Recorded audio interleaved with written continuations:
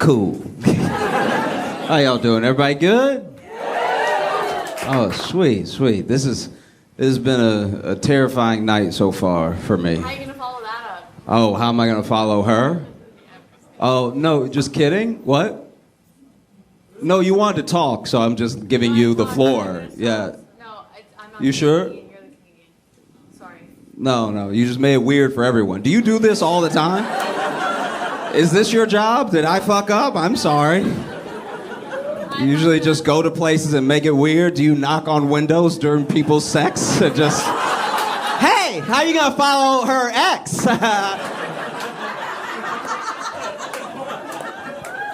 What the fuck? Like I said, nothing but weird stuff has happened to me tonight. It has been completely jarring. Like, because a lot of people are celebrating Halloween tonight, which in New York is a horrible idea. Like, this city is not made for Halloween because it is too difficult to distinguish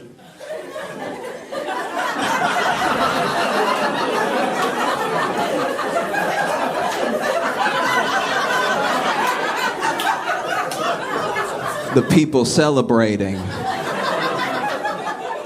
and the real crackheads. Like, that's... You know what I mean? Like, I be letting people get close. You asking questions, this is devastating. I saw a dude with, I don't know what's outfits and what's not. Like, I saw a dude with pants, but just one leg. Like, he had a pant. Like an actual, you see what I mean, right? Like one leg naked and the other leg business casual, right? Like one side I'm going somewhere, one side booty shorts. It's insane. Half of him is dressed for the apocalypse and the rest is like present day. And he was just acting like it was nothing. I was like, maybe it's a choice. I have no idea. I saw one dude who was just in pajamas, but he didn't have any socks or shoes on, and he was by himself sucking his thumb. I was like, I think that this one is crazy. I think, like, am I crazy? That one feels different. He not hanging out with anybody, you know what I mean? If him and his boys were all sucking thumbs together, I'd be like, all right, they a group of oddballs. But my man just by himself going, when the train coming? Ugh. No. There was a guy that sat next to me while I was on the train. So he has like this like blood thing, you know, across the forehead and it's trickling down and stuff. And he starts the conversation just normal and he was asking me to make sure he was on the way to 34th Street, right? And it's like, it's Halloween, so it's supposed to be okay for someone who's covered in blood to just ask you for directions. It's like, I would be weird if I was like, oh, because then that's me not understanding it's a holiday, right? And then, and so I tell him like, yeah, we're on the way, we're headed into the city, so you're gonna hit 34th Street if you just stay on a few more stops. And by the way, I think that this is so cool. Like I've never seen anybody get it that detailed. And he was like, oh no, I'm going as Jim Halper. This is, I got in a fight with a nigga on the way to the train.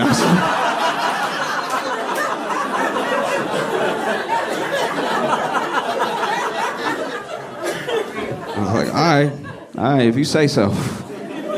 Oh, that's my thing. I think my only way of telling, which maybe this isn't fair, but my only way of telling who's crazy and who's in costume is by the number of costumes. So if somebody in one costume, that's a regular person. You know what I mean? If somebody's in two costumes at the same time, that's a kid. That's a kid who couldn't make up his mind. He's like, I want to be Batman and Elsa. It's like, all right, cool, yeah. That's okay. All right, we'll get you half Batman, like Batman up top, Elsa bottom, I guess. I don't know. But if they're wearing 7, that is mental illness. That's happening the rest of the year, too. You know what I mean? If they look like Spider-Man and they just got fairy wings on the back of their head and they got Thanos wrists, it's like, all right, you're doing a lot. Just watch them. Oh, this is also the worst night in New York to get robbed. Because it's the one night where you could give the most accurate description that make you sound crazy. You know what I mean? You know, if I got robbed tonight, I was like, okay, so Minnie Mouse and Captain America went that way, all right? If you turn the corner, you can still catch them.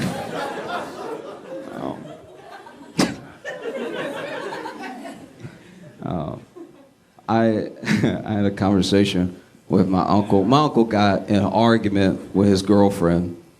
My uncle still has girlfriends because he didn't have his life together. So I'm just saying, my man needs to settle down or settle up, you know? Like, it's odd. But they got in an argument because they were watching a movie. And in the movie, the couple that the movie is about, towards the end of the movie, they've been married for 60 years, and then she dies. And then within a week, he dies. But he didn't have any pre-existing conditions, so he just died of old age and clearly of grief, right? Right? And then she did the same thing. She turns to my uncle, and she's like, oh, that's so sweet. Do you think that'll happen with us? And then my uncle was like, hell no.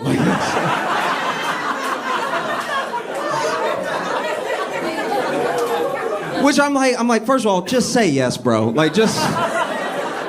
My uncle be picking the weirdest times, to be honest. Like,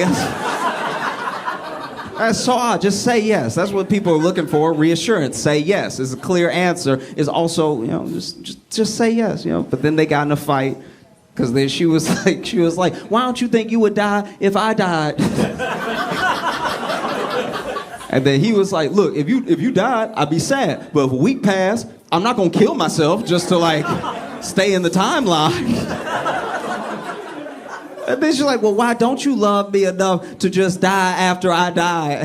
Like, she turned into like a real fight. And he was like, look, first of all, this conversation doesn't make any sense because I'm clearly gonna die before you, okay?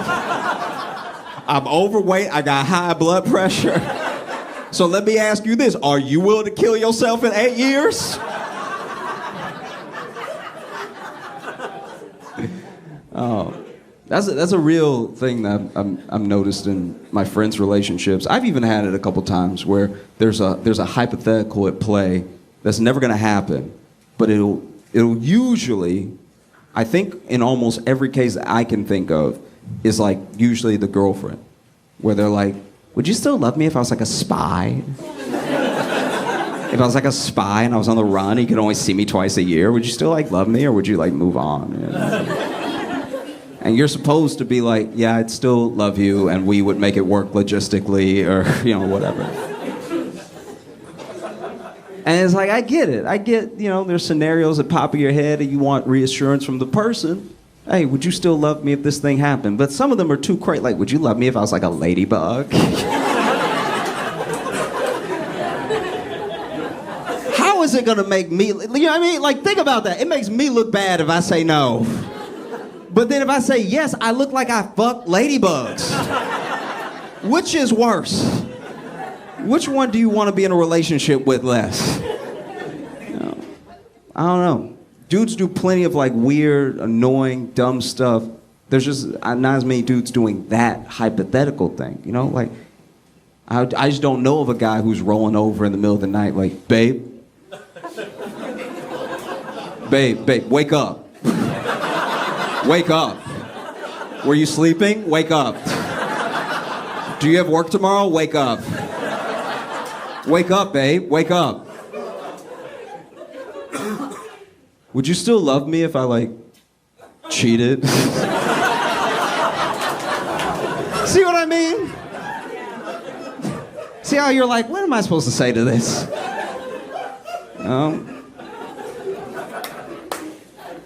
Did y'all see the first dates list that's been going viral? It's like a list of first dates that people need to stop taking women on. Some of you have seen it. Okay, in case you haven't seen it, basically, there was this whole thing that I'm pretty sure was fake, that of this woman going to the Cheesecake Factory, and then she won't get out the car because it's a Cheesecake Factory. And so, which, I'm not gonna lie, whether the video is fake or real, the video did make me laugh in the beginning because the guy is driving her to the date. The date turns out to be Cheesecake Factory. Then he gets out to open the door for her, which I think went out in the 1890s, right? So then, clearly a better man than most, right? Gets out of the car, walks around, and then she locked the door. It's his car. Locked the door and then rolled down the window. Was like, I'm not going to Cheesecake Factory. And then he gets back in the car. And anyway, they decide, not to go on the date, whatever, right? But it sparked this whole thing. It sparked this whole debate on like if Cheesecake Factory was nice or whatever. So then the list came out of like places to stop, places women are done going on first dates at. And the list has 28 different things on it. And it is most places. So like, ladies, just admit you don't like us. Like that's, because half the list is very reasonable. Half the list, I was like, who is doing this, right? There are things on the list that are crazy. Because remember, the whole list, first date, right? So there's things on the list that should just never. Church was one. I was like,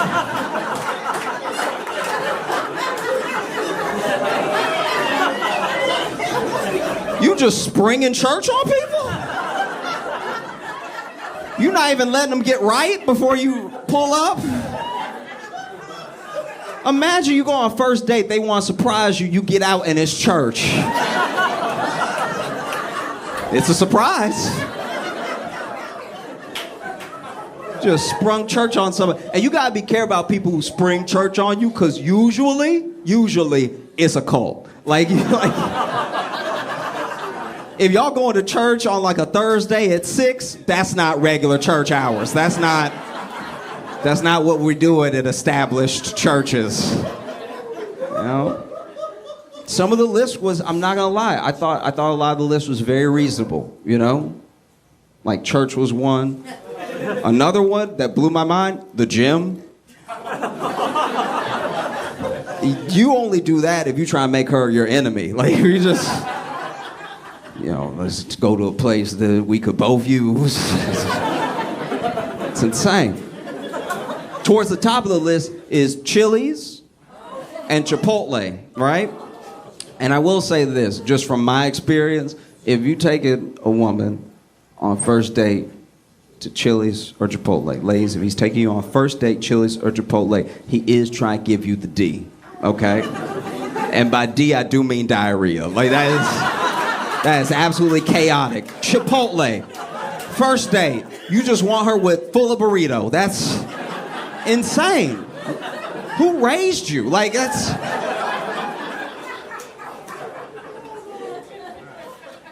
No. Buffet was one, and buffet is super reasonable. That is reasonable. You're taking a first date on a buffet. What are you trying to test her for? What's the plan here? It's like, you can't be with me unless you can clear 3 plates, okay? This is an audition, all right? We eat in this family. This is crazy. And to be fair, a lot of the stuff, whether it's reasonable or not, that was on the first date list, I have friends who were taken on all of those first dates. You know what I mean? So they are happening, I had a friend, dude took her on a first date to a buffet, and then they get there and she's like, oh, okay, didn't know, but let's make the most of it. Brings the plate up, starts, making her plate very responsible portions. She gets back. He comes back 3 minutes later, he got a whole pyramid of food. Like, it is crazy as he sits down and then he just starts pounding egg rolls. Like, just, this man, like it's a contest, just nonstop. Egg roll, where you from? Egg roll, egg roll, egg roll, egg roll. What are your ambitions? Egg roll, egg roll, egg roll, egg roll. And then finally, he choke, right? And this is a thing that I'm being serious for a second, outside the dating stuff, just as us, fellas, as men, we have got to start chewing, all right? Most of the choking in this country is us. Almost all of it is us. It's just men being happy and being like, oh, it's real good. Like that every day that's happening to us. That's nobody's fault but us. It's our mouth, all right? So just please, bro, chew. Please chew. I'm begging you. Too many men are dying unnecessarily of delicious food and not paying attention. And so then he start choking. She get up from the table, go around to his side, gives him the Heimlich. He spits the food out, sits down, and it's like, oh, can't believe that happened. Oh my God, thank you so much. You saved my life. I want to hear more about your job. I'm gonna get another plate. I'll be right back. Did you learn nothing? One of my favorites, though, that I do agree with, that's on the list, and I know some people are going to come for me, but number 10 on the list is Wingstop. Now, if you're not from this country or you don't know what a Wingstop is, just know they don't have seating, okay? Like, almost none of it. If you're taking a woman to Wingstop, it's because she's a fugitive. It's like, baby, we got to get in and get out. I don't want you seen, you know what I mean? We on the run together. This was your scenario that you asked me if I would still love you, so. That's crazy. Because Buffalo Wild Wings is also on the list. But at least at Buffalo Wild Wings, the one caveat I have for it is if y'all are both into sports, you can watch the game and eat something in a booth. You can have a good time together. Wingstop just got 2 trash cans and some high-top tables. Because Wingstop don't want you to eat at Wingstop. Wingstop is like you order and you get the fuck out. I don't even want to look at you right now. Also, wings on a first date is chaos. That's a setup right there. You just want to make sure she's a hunter. What are you doing? You know, I've had to delete some apps from my phone. My phone finally filled up. That's when you start making decisions. When you see that thing cannot be backed up on the cloud, you start being like, oof, do I need to know the weather? Like. And I had to delete the Citizen app. Yeah, no. If y'all don't have the Citizen app, I'm begging you, don't download it. All right. The Citizen app is insane. If you don't know what it is, it's an app that tells you what crimes are happening around you and in the city at large, which nobody needs to know. All right. The crime in New York is either happening to you or none of your business. Why would I get that app? Just to be the worst Batman ever? To try to stop crime on foot? Is that my plan? There's a robbery happening 6 blocks away. I get there out of breath. Don't do it. Oh. No. The only reason I even had the Citizen app is because I loved the headlines. Because people can self-report, you know, they can tell you what's happening near you. And sometimes the police are not even aware of it. Sometimes it really is people seeing the thing, uploading it to Citizen, then the police come and all gets official and stuff. My favorite one that I've ever seen, and I have lots. Like, honestly, if you come to see me, I will be talking about this every set. I have endless. But one of my favorites was man exposing himself at Popeyes.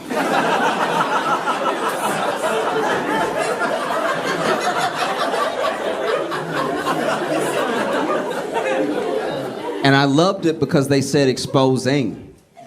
They use a present tense, which means the dick is still out. Like, the dick is currently at large. Yeah, I mean, they're like, he doing it right now. Please hurry. He's swinging everywhere. He getting on the chicken sandwiches. Please send somebody. No. Oh.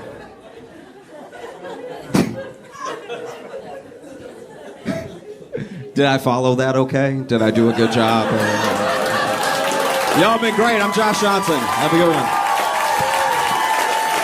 Boston, please make it loud for Josh Johnson!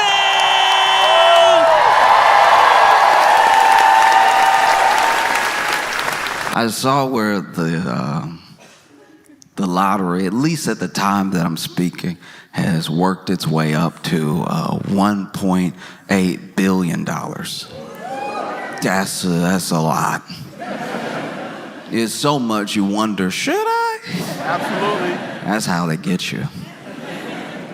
You know, growing up my entire life, I knew people who played the lottery. And I don't know if I know any winners. I just know a few people went missing.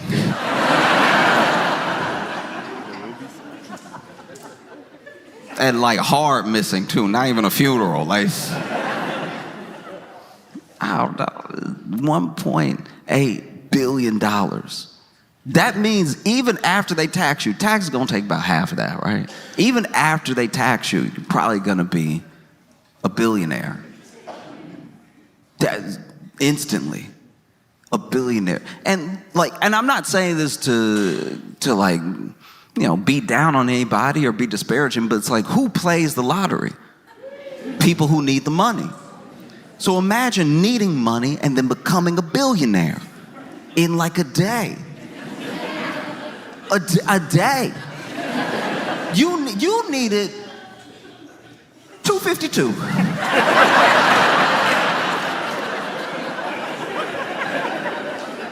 You had rent and a car note, and now you're a billionaire. A billionaire. You gotta capitalize the B. It's $1 billion. Even if they get you real good, even if they tax you to death, you're still high millionaire. And with some good investments, you'll hit billionaire over time.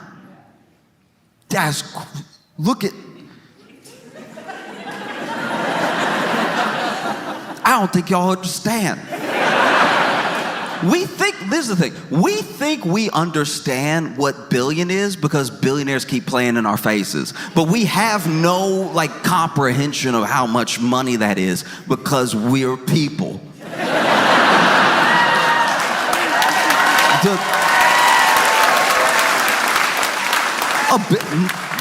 Forget like multiple, a billion. You can't even waste that, $1 billion. You can imagine. Oh, I had some bad investments. $1 billion's worth of bad investments? That's enough to topple a small country. No, because I look at the billionaires of the world and the high millionaires, so almost billionaires of the world. And in a couple of the examples that I'm thinking of, right? If you make it to billionaire status, whether it's through valuation of your country or your company, or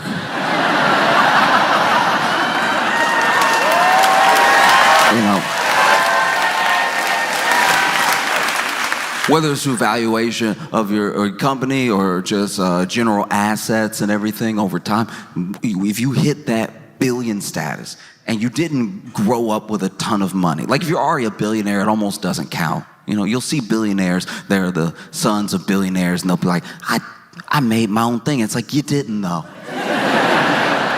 But you didn't. Like you never really did anything. Like it's, and look, I know you probably worked really hard, but your hard work had a $1 billion head start to it. So it's just, you could make a bad idea worth $1 billion. If you put enough money behind it with enough time. Look at Crocs.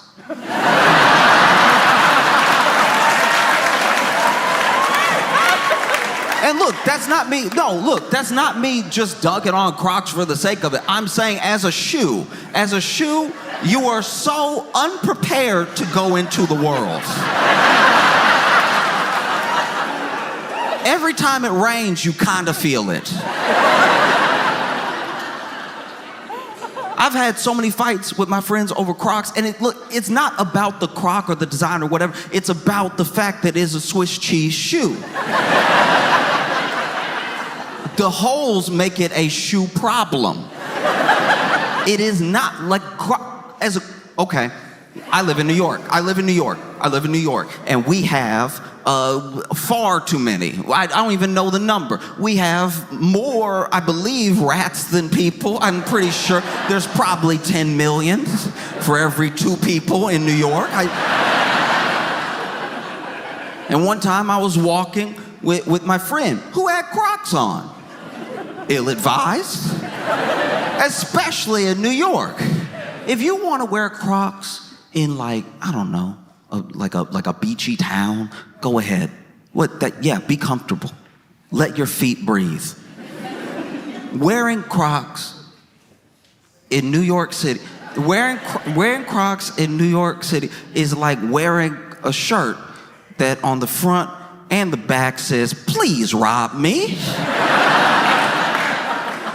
That's the level of prepared you are to go out into New York City when you're in Crocs. My friend was in Crocs, and we were just walking down the street, okay? Just nice little stroll, having a conversation. And then, as you would expect when you are walking in New York, as it is almost law when you are walking in New York, a rat ran across our path. Some people have to deal with deers in the road. We have to deal with rats on the street. And this rat running across our path judged it wrong. Was a little late. You know, usually when you're walking in New York, a rat will run across you real fast up ahead. This rat must have had some hesitation. You could tell this rat was like, okay.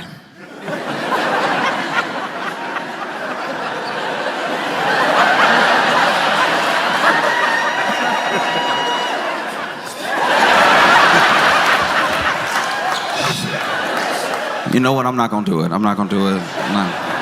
I'm not gonna do it. Actually, no. You know what? I can do this. Let me get. Ah! And then it ran across our path, but by the time it ran across our path, we were at our path. And this is upsetting. Sorry if you're eating. But the rat ran across our path, but by the time it decided to cross the sidewalk, we were already there. So this rat ran right over both my feet. And then it came time to run over my friend's feet. My friend in Crocs. And this rat looked exactly like, you know, with football players doing that spring training with the tires over here.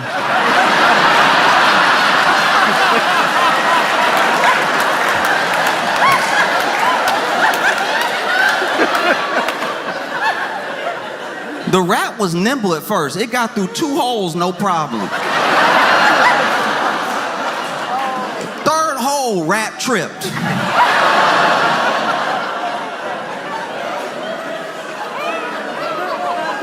Animals don't trip like people, you know what I mean? People might trip, be a little embarrassed, but we get up and we know we have a day to continue. If a rat gets tripped up in your crock, that's the rat's whole priority right now. Because to be fair to rats, they get trapped all the time. How is this rat supposed to know this isn't one of those rat traps that take you to rat heaven? And so this rat starts freaking out, starts like trying to pull the other leg out and everything, but then the next leg gets stuck. And so now this rat it has been 0.0 seconds, by the way. This rat has already tripped and is stuck in 2 crock holes. And is over here fighting for his life to get out. Is doing whatever he can. This rat over here,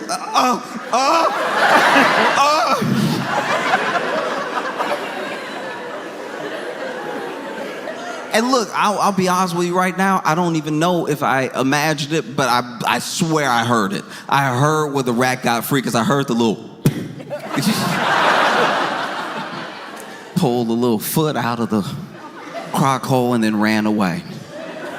And then my friend, who had just been defending his Crocs,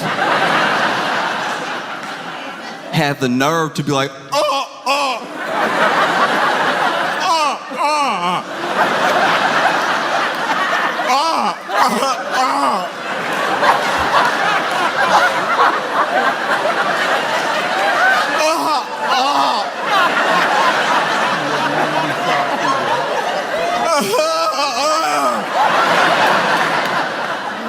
I'm like, yeah, cut it off. You need to cut it off.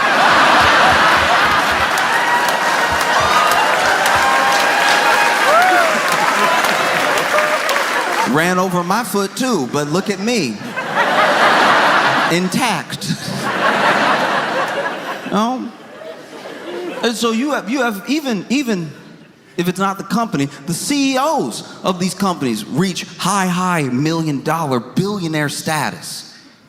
And it happens usually over time.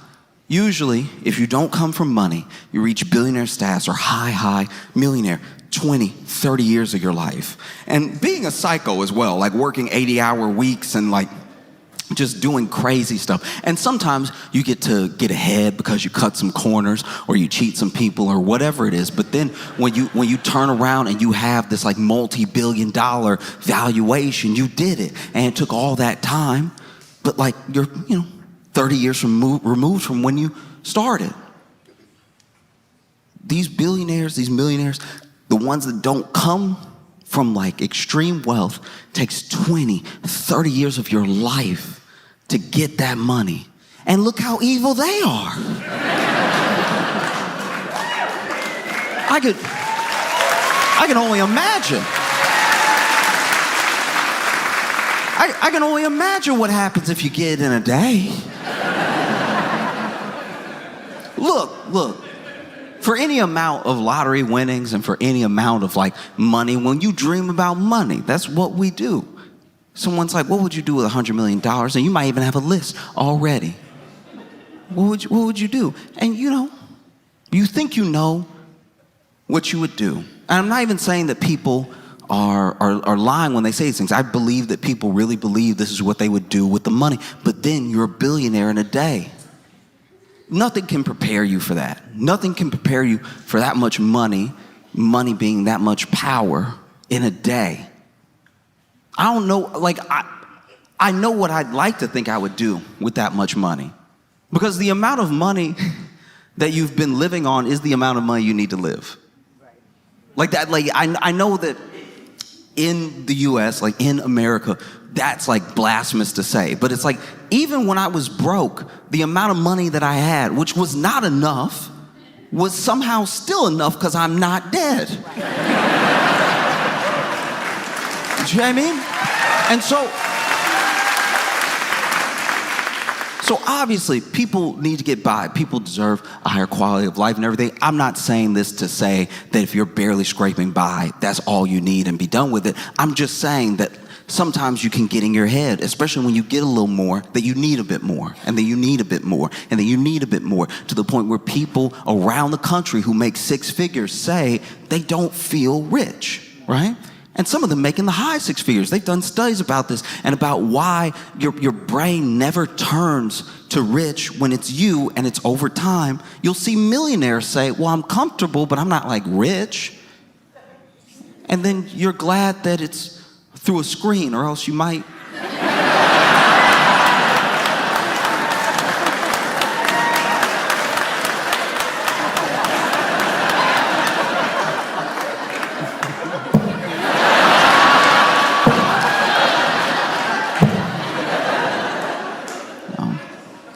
But I don't know. I mean, what would that do to a person?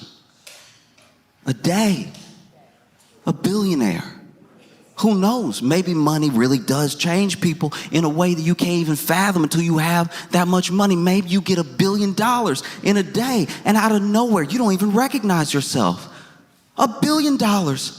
And you're just like, wow, huh. I could use some slaves. I think that...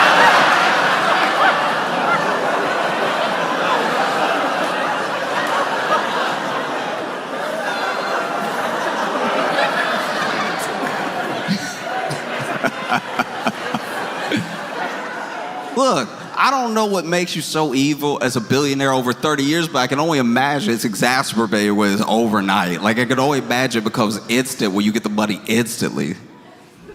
That's crazy. Because look, we all have a list. Even if you act like you don't, you do. If you want that much money overnight, you might have a list. There might only be 5 things on your list. Hey, I want to take care of my friends, take care of my family, want to travel, and I want to help in a way that I've been helping, but I didn't have the money to really push the help, right? So that's what, 4, maybe you have 5 things. But then after you do all that, maybe you have some money left over. What do you do with that money? Can you make another list? Can you make a bigger list? Maybe. But if you can't, you just keep trying. Oh, let's fix the roads. Let's try to fix the school system. But then there's still some money left over. What do? I think you might lose your mind. That's probably why billionaires are like that. Because think about it. Look, their list didn't have any of the stuff I mentioned on it. But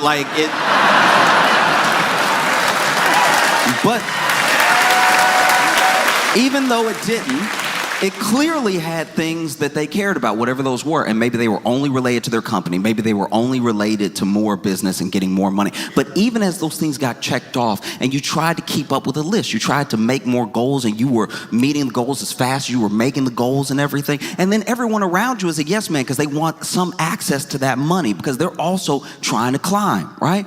And then you finally have gone down the list so hard that you're just like, maybe Mars?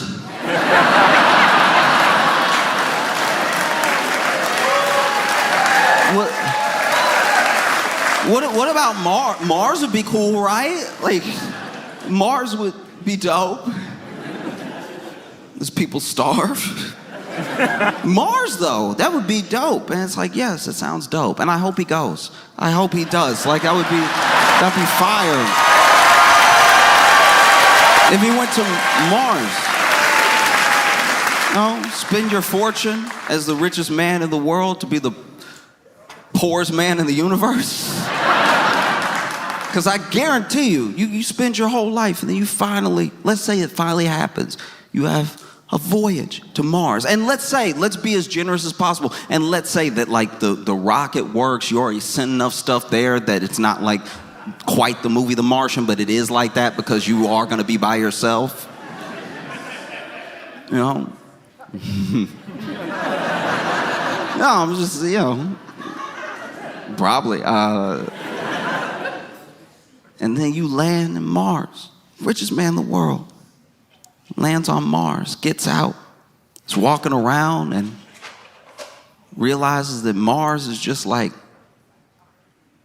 Arizona with some extra tent to it. Like, looking around like, oh, okay. Whoops. No? Because money is, we'd like to think that it's more than this, and sometimes it is. You can point to points in history where it is more than this, but like America is money. Land of opportunity. Opportunity is access, but it's also money. Money is how we define identity. Maybe you don't as a person. Maybe, I don't believe any one person is just their job or their net worth. There are things that you are that are deeper than all that stuff that's going to pass away. But that is how we as Americans define each other, is money. In fact, when you get your identity stolen, it's because they mess with the money. I don't know of anyone who said they got their identity stolen and it was in a Lifetime movie sort of way.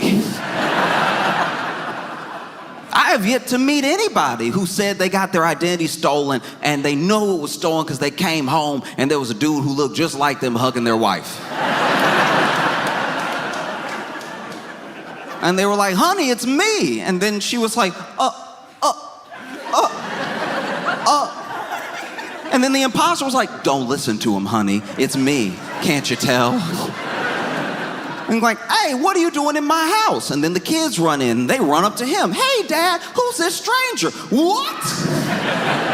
Kids, it's me. And they're like, we don't know you. Our dad's been home all day. And then you have to fight with this dude. And then, there's somehow a gun in the house that nobody knew about. And then y'all struggle, and then y'all are spinning, so then nobody knows anymore because y'all were wearing the same thing. Who's the real husband? Who's the fake husband? And you're over, You know, you're just running around, grabbing the gun, knocking the gun out of each other's hands. And then, you know, there's some bounty commercials in the middle because this is a Lifetime movie. But then you pick up the gun and you're like, get out of my home, stay away from my family, right? And then the imposter goes, ah, and then runs up to you and y'all hug one last time. The gun goes off and nobody can tell who was shot until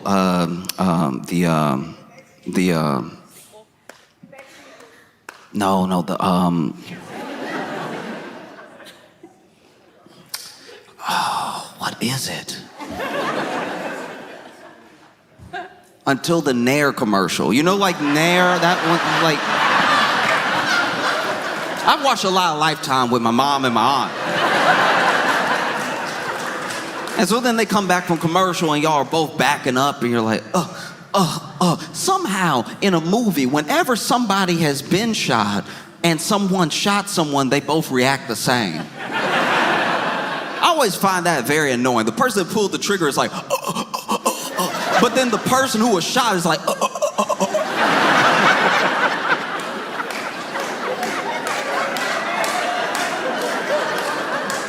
And then y'all back up. The gun falls. It falls in the middle. We don't need it anymore. One of you was shot. And everybody's backing up, and then you see some blood. You see blood, and then you see blood because y'all were hugging when it happened. So whoever got shot also bled on the other person. So it's been about 5 minutes, and we still don't know who was shot. Very frustrating. And then finally, one of you goes, you'll always be my family.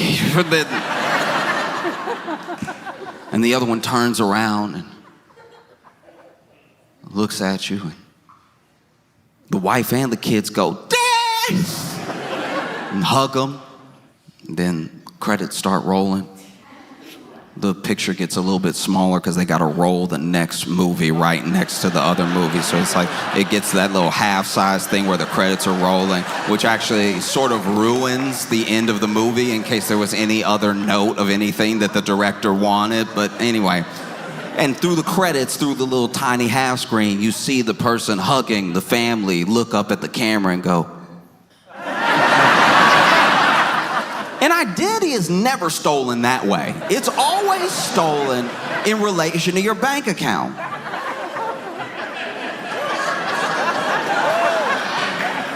No, because that's who you are. That's who you are to the bank, and that's who you are to any business entity is your money and the number that you are. You know. Now look, I would like to think that everybody knows that everyone's more than that, but that is how you break down. That's how you're calculated. You know what I mean? You're moved around as a number, and the numbers that make up the numbers you have are how people see you. You know? So when you get your identity stolen, it's not because they actually stole who you are. They stole who you are in a version of how people see you for your money. Having your identity stolen is terrifying because you don't know when you'll get out from under this. It's you. It's you. But the bank doesn't know that. You might as well show up to the bank like you just got home to see your wife and kids and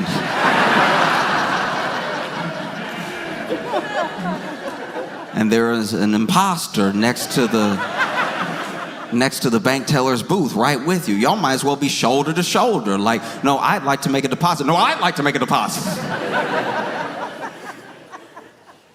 Because you also have to factor in what that money doesn't just do to the person, what it does to the people around them. Some of y'all may not remember this. I barely remembered it until I started just reading about people who had won the lottery and what usually happens. Because there's this myth that everyone that wins the lottery goes bankrupt and ruins their life. It's not actually true. It's about half.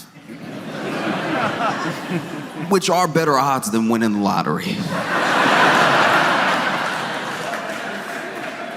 And the difference between the people who crash out and the people who do well are the decisions they make as soon as they win. And now it's almost down to a science. There are people who are financial advisors that seek out lottery winners to help them because they've done it for other lottery winners and stuff. But there was this one woman, it was crazy. This happened in the 90s. I think it was 1990, right? This woman was a server, and she got tipped a lottery ticket. And so she, put that lottery ticket in, and she won. She won $10 million. And then everyone around her turned. The people who were also on shift with her, they tried to sue her. Because I don't know if this is one of those restaurants where, sometimes you work as a server and everyone's tips are pooled together and then you split them at the end of the night. Or if it was just that they were saying that was their table. I don't know what all the lawsuits were, but I also know that the man who tipped her the ticket tried to sue her. Yeah. Her ex-husband even kidnapped her. And she had to shoot him in the chest. The chest is one of the wildest places to get shot. Because there's still some plausible deniability there, but you know where you were aiming. And then the IRS came for her, walls closing in all around money. Because people will do crazy things for money, and people will let the idea of money shape how they treat a person, Money is only second to people in the idea of something that's in front of you that means a bunch of different things. People can mean the whole range of emotions to you, but so can money. If someone won $10 million, if they won $1.8 billion, some people see that as money, but a lot of people see that as hope. They see it as power. They see it as like a salvation out of their problems. They see it as whatever your imagination can mold. Because there are some people that if you got given $1 billion right now outright, there's so much good you do with it. And then there are other people that if you got $1 billion tonight, you'd be like, oh, I have some things to revisit. $1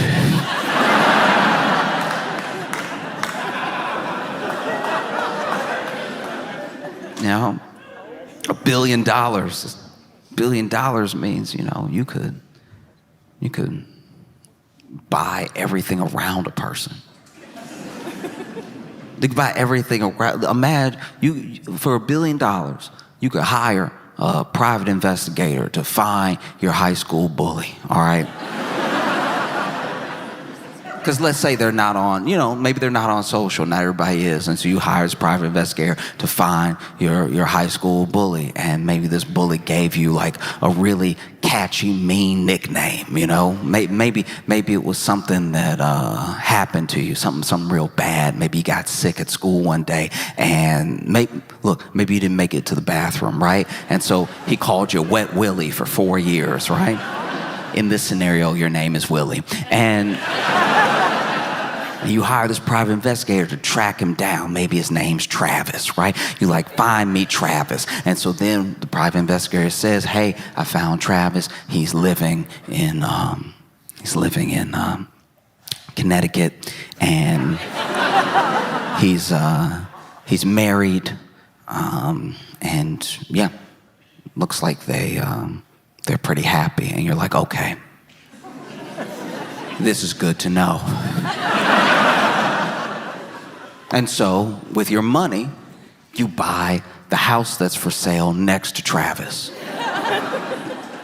You're moving in one day, and Travis and his wife are walking in to their home, and you're moving one of the boxes. Nothing in the box. You don't need to move. You can pay people to move for you, but and you're like, oh, hey.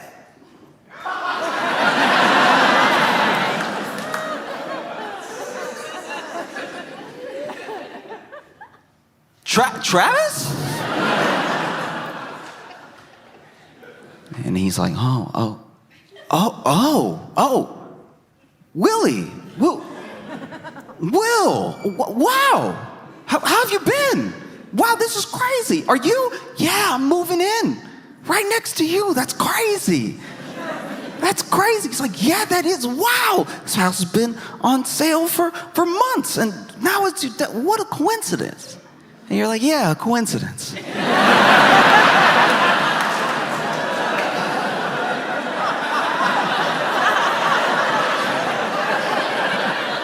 Yeah, that's what it is. And you see that not only do you have this nice house in front of you, but, ooh, Travis has a phenomenal house, you know? There's an HOA, so they're pretty similar, but overall, very big and very nice, you know?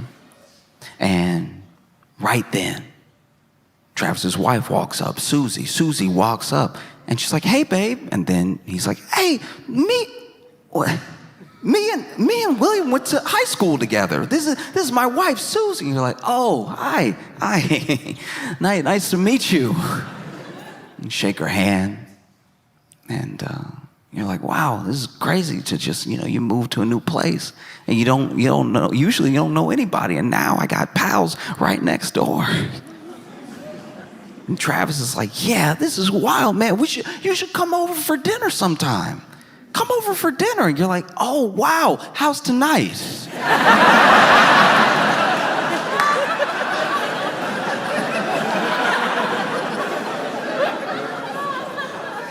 And Travis, because this is the thing about bullying. A lot of bullies don't remember what they did. And even if they remember what they did, they remember it in the context of whatever they were going through. And so even if they were like a mean kid, they just remember being a mean kid because other stuff was happening. I don't know how often real bullies think about the fallout of their bullying and what it might have done to somebody present day, So maybe Travis is perfectly pleasant.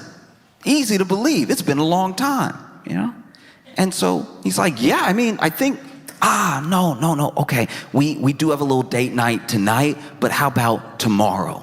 Tomorrow night, we should have dinner. You just come over to our place. We'll cook for you. And you're like, wow, yeah, Travis, it sounds great. All right, I'll see y'all later. You take your empty box.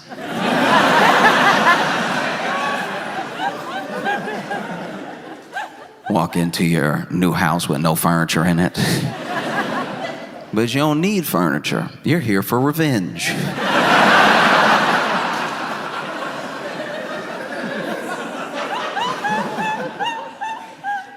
The type of revenge that only money can buy. And you're so excited, you don't even know if you can sleep. And so you lay on the floor of your brand new house. Because hate makes you comfortable.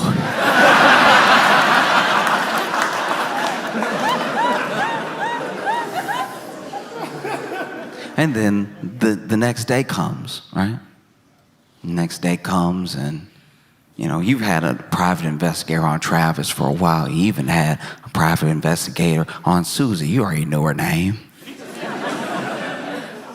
And so the next day, during the day, you go over to Susie's workplace, Susie works at a salon, right?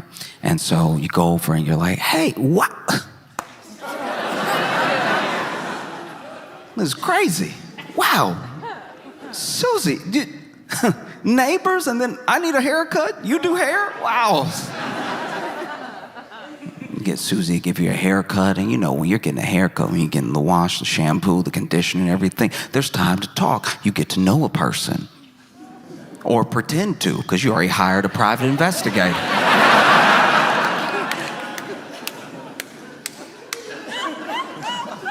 So you laying in the sink and y'all are chatting it up, and you're a personable enough individual, so y'all are cackling back and forth. Then at the end, Susie puts the mirror in front of your face, and you're like, wow, a magician. Truly incredible. Thank you so much. And then you go to pay, and then you put a $10,000 tip on your haircut. Susie's floored. What? I can't accept this. You absolutely can. I haven't felt this good in years. You made me look like a new man.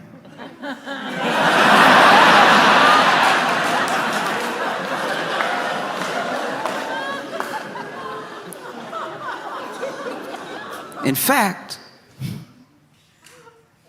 I don't know, like, I'm sorry, I never do this, but like, are you doing anything after work? And Susie's like, yeah, the dinner that we have. And you're like, oh, yeah, that's right. But, okay, what? I don't know, it looks like salon's closing up and everything. Dinner wasn't gonna be for a little while. I don't know, do you want to hang out for a little bit? We're gonna end up chatting anyway. Let's just chat. Let's just have a chat, and then, we'll head over to your place. And you're like, does that sound okay? And she's like, yeah, I guess so. It's fine. Yeah, I'll close up here. And then you're like, okay, yeah, hop in my car, right? And she hops in your car. It's very nice. It's ridiculous. It's whatever car is nice for the period we're in. So just imagine.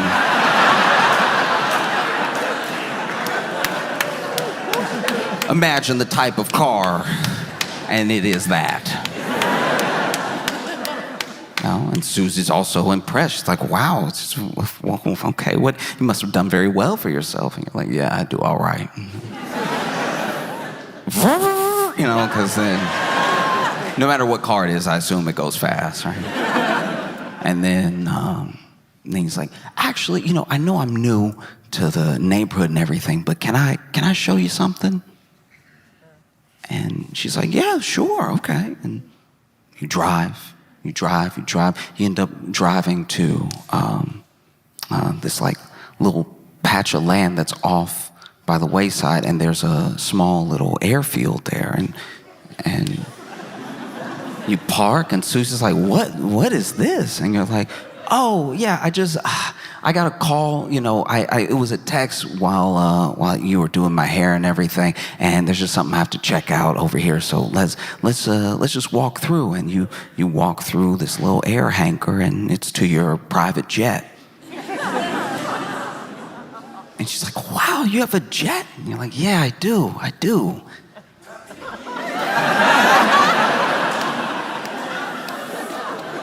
I mean, I guess it's a false alarm. There's nobody that needed anything. Yeah, nobody's even here. I tell you what. How about this? I know we're supposed to have dinner tonight at your place, but why don't we go to Paris?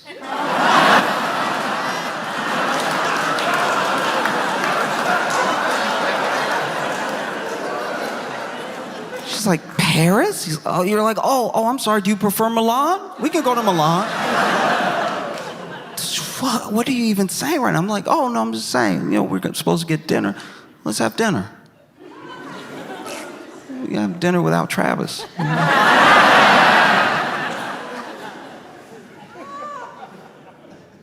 And then she's like, oh.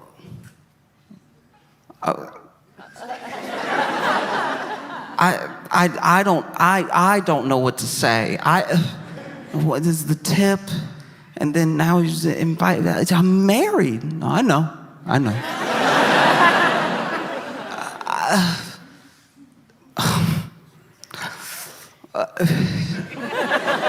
don't know. Now? Yeah, now. Actually, you know what? And then the stairs.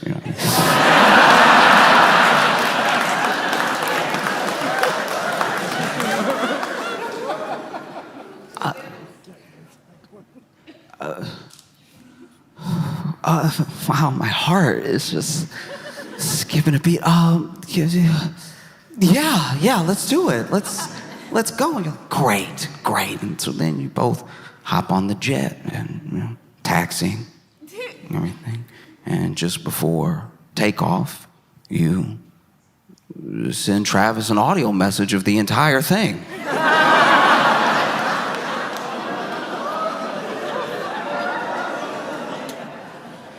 You add a little something at the end. You're like, this is from Wet Willie.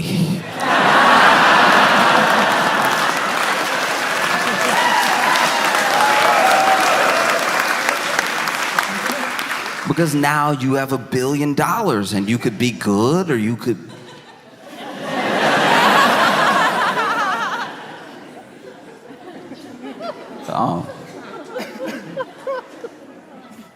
Because that is how bad things are now. We used to make fun of people that play the lottery, and now it seems like a sound fiscal decision. It sounds like a sound business plan to save a little money, put a little away, and buy some lottery tickets. Just...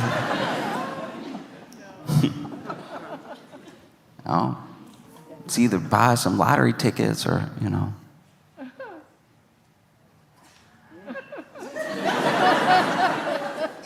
lean in front of a BMW. You know what I mean? Like you gotta lean in front of a BMW, coming at about, I don't know, slowing down, so hopefully about 12 miles per hour, you know what I mean? Enough to do some damage, but not quite kill you, you know what I mean? Like when you get hit, it's gonna make that sound. You're gonna hear some stuff. Some of that stuff's gonna be you, and some of it's gonna be the car. You might even lose consciousness for a second, but you will, hopefully wake up and... There's some real technique to it, too. I don't know if you saw that video. There's a dude who you could tell he was too... you could tell he was too nervous. He shouldn't have done this. And not just because it's fraud. He shouldn't have done this because you could tell his heart wasn't in the grift. You know what I mean? His heart wasn't in it. Like, some people, the grift is who they are. They buy into the grift completely. When I was a little kid, my elementary school teacher got into a fender bender, right? And got in a fender bender with this dude and bumped him just enough to get a little bit of separation, but you could tell that she had hit him. And he immediately got out of his car, went into the trunk, pulled out a neck brace, and laid on the ground, right?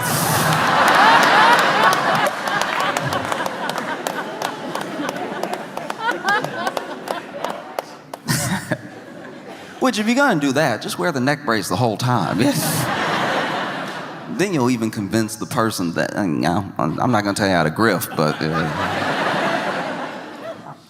So if you're gonna do this, you gotta commit.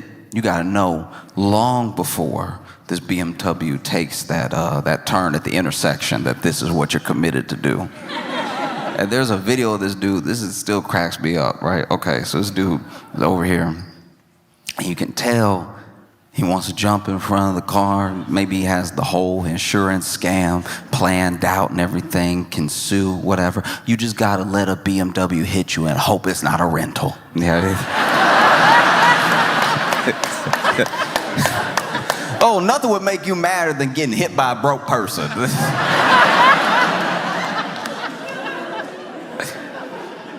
And so then it's over here waiting, right? And like just from the CCTV, because this is how I watched it, right? Just from the CCTV and the clip, you can tell that there's some nervousness in the knees. Like the knees don't scream commitment. You know what I mean? Like they're not, his feet aren't amped to do it. They're not like hoppy feet. You know what I mean? Like this is like, ooh, I'm gonna do some fraud. Ooh, you about to get defrauded. Right? But he had more of a, oh, okay. All right. Okay. All right. And you could tell he was thinking too much about how he was gonna land. That's the problem. Because you gotta know if you're gonna jump in front of a car, you gotta know, okay, am I gonna be mostly grill or mostly windshield? All right? Both have their drawbacks, all right? Now, grill will push you forward.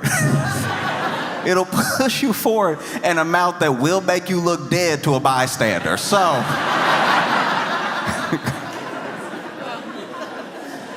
that is a good way to go if you try to do this with witnesses and witnesses who are not in cahoots with you, right?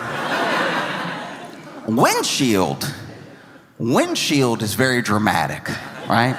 Windshield is very theatrical. Usually when you see, they do a lot of windshields on like Law and Order SVU. That's usually, like when somebody running from the cops and they can't seem to catch them. They give them just enough room for them to run out of the streets. For the cop who didn't feel like running to hit them with the cop car.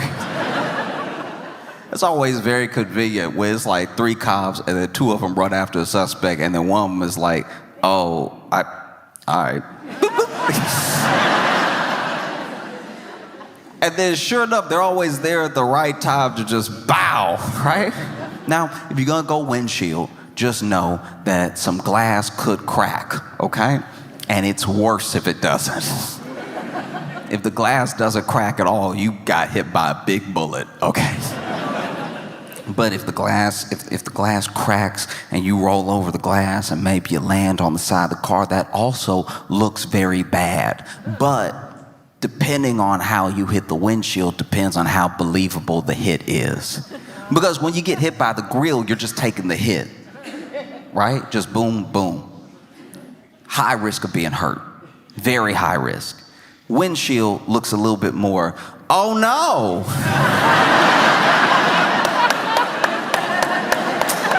Ooh, you got me.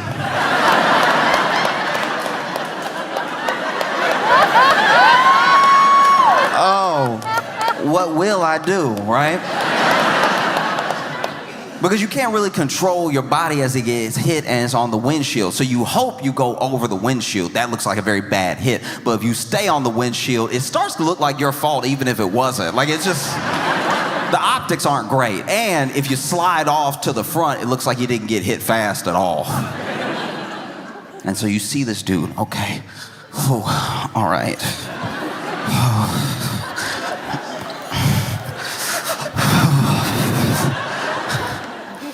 And then he goes for it. But not only did I see him in the clip, in the CCTV video, you know, like thinking about it too hard, the person in the BMW also saw him thinking about this very hard. And it didn't help that he chose to do this at an intersection, which means they were gonna be slowing down anyway. And so then he finally goes to jump into the street, and they've already come to a short stop because they saw him coming. But look, he's already put a lot of thought into this. He will not be denied. And so even though the car is almost at a full stop, he goes,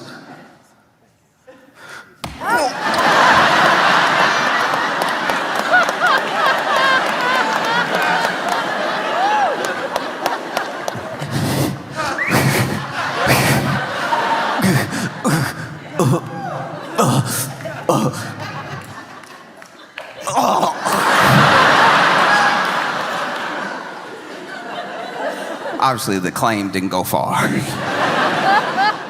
But you could do that, or you could play the lottery. You know what I mean? Because I really do hope that the person or the people that win, like have a good life and do something well with it. There's so many scams now. Sometimes if the person's identity is known, that's actually what like ruins their life, because then there are scammers who will never meet this person, don't know this person, but then they will masquerade as them online, hitting up people around this person, trying to get whatever private information so that they can scam that other person, not even the lottery winner, you know? And it's why people have become more savvy. Now you have lottery winners all over the world, not just in the US, and not just for like the Powerball, Mega Millions or any of that. Now you have lottery winners in the US show up with like a ski mask on. So many lottery winners look like they're there to rob the lottery.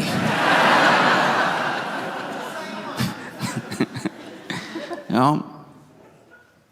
And I don't know, I just look at the lottery as like maybe one of the best metaphors we have for how America is. You know, because you know, we all participate. That money is pooled together, and it is, and I don't mean in terms of ownership, I just mean in terms of how the money came to be there. It is all of our money.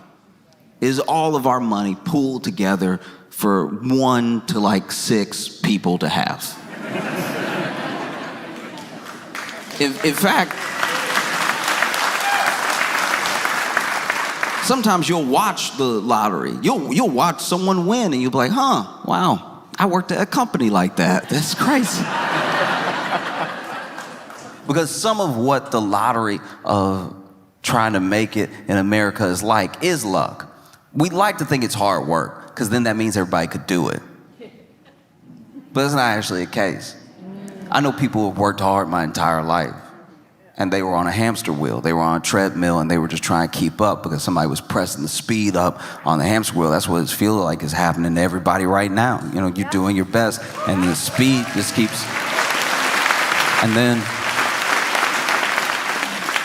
you know, some people are on a treadmill where the speed just keeps getting increased. Some people, look, to their credit, they have some golden handcuffs. Maybe they're doing a little bit better than everybody, but the margins that they live in are just as thin. And so they're on like a Stairmaster. They're up higher than the people on the treadmill, but, you know, they still run the risk of falling off at any given point. And so the other person's running as hard as they can. This person's stepping as high and as fast as they can, because if they can skip a step, it's not going to keep them good forever, but it'll keep them level for a while. And so everybody's working as hard as they can. People who make six figures are still thinking, I don't really have enough to get by. That sounds crazy to anybody who's living off of less than 50K, somewhere where the standard of living, you need to be at like 80K. There are people scraping to get by. And so rather than just accepting that this gym sucks,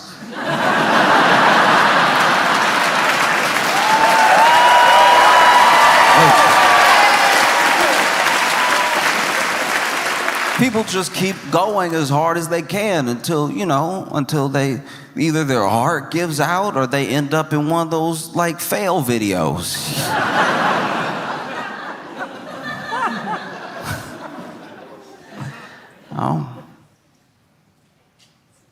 Because look, it's $1 billion. It's a billion. That's a lot. And I know it's the lottery, and I'm just making an example. I'm not specifically speaking to everyone to like go run up to the lottery office or something. Like that's not what I'm trying to say. I think that we have let the lottery basically become one of the better ways to get ourselves out of a mess, you know? And it only gets you out of the mess. Maybe you can bring some people along with you. That's nice. That is nice. But you don't know everybody. You know what I mean? Like, you know your friends and your family, and that'd be very sweet for you to take care of your friends and your family, but you don't know everybody, and you don't know everybody's intentions. You don't know what everybody's going to do with the money. You don't even know if giving some of these people the money is the best thing to do. You have no idea. And maybe it's why, speaking outside the lottery now, maybe it's why like people shouldn't be able to amass that level of wealth. Not because I want to take from somebody the thing that they have for whatever reason. Maybe they really did earn it. I don't see how, but like maybe they really did earn it. Maybe they deserved every like $50 million bonus that they ever gave themselves, right? Maybe they know their heart and they know that they really deserve this money. But maybe you know, they laid off a bunch of people and they bought a bunch of stock back and they did some stuff to do some stuff to get some stuff, you know? And so I'm just saying is, you know, it's one thing when it's a lottery, it's a different thing when it's like our entire, you know. Because then they wonder, I don't know. Then they wonder, they're like, why is everybody so mad at us? It's like, oh, you can't not really get it. It seems crazy. And look, don't get me wrong. I'm an American. I would love $1 billion. It's probably part of the problem.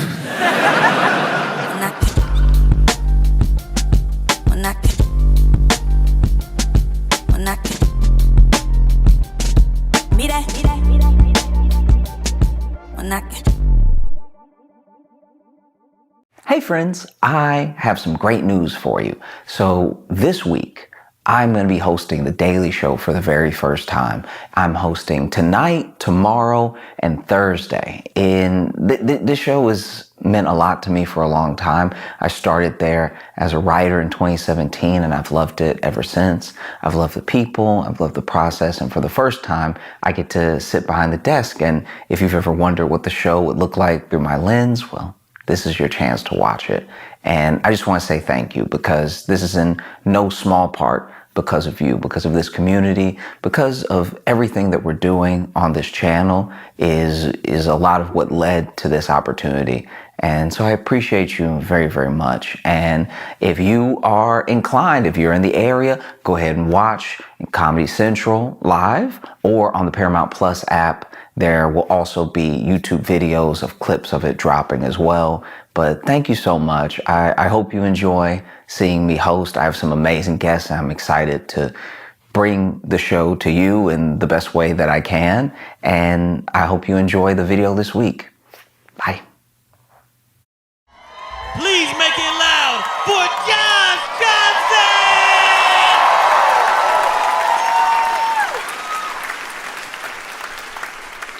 Okay. All right. Look.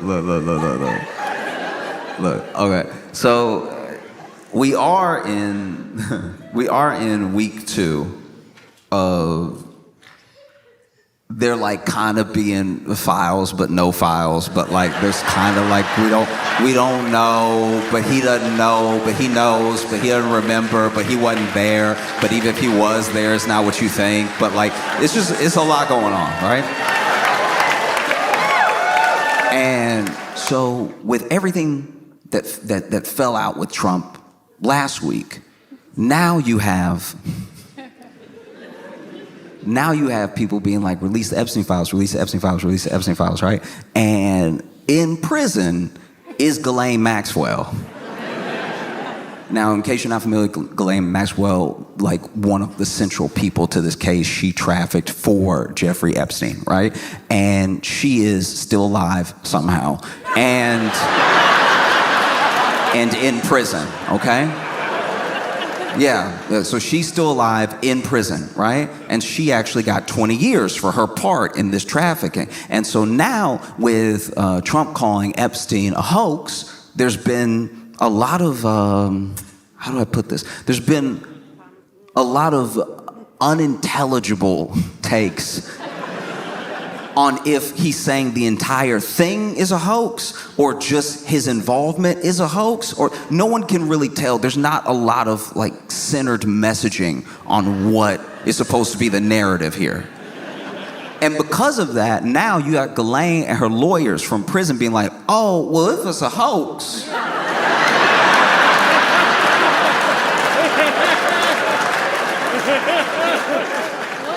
no, I'm just saying if like nobody got trafficked to anybody, then I'd like to appeal, right? And then there's people that are like, the client list, we need the client list, we need the little black book, we need the client list, why won't they release things? And then you even had Democrats saying in the House, like, we want to release the files, and they put it to a vote, and Republicans voted to block that release. And they voted to block that release, they said, because, oh, it was part of another bill and it would have passed a bunch of stuff we don't want to pass. So then a bipartisan group went out and they were like, now we should vote on this, and it's Epstein stuff only, right? So everyone's like, release the files, right? And then Ghislaine is like, I got the files. I got them in my head. Like, I'll tell you right now, which is such a crazy thing to me to watch. If you've been watching this whole thing take place, Ghislaine got arrested in like 2020. I think she got sentenced in like 2022, and she's been in jail this whole time. Why is she just now saying, I got the list?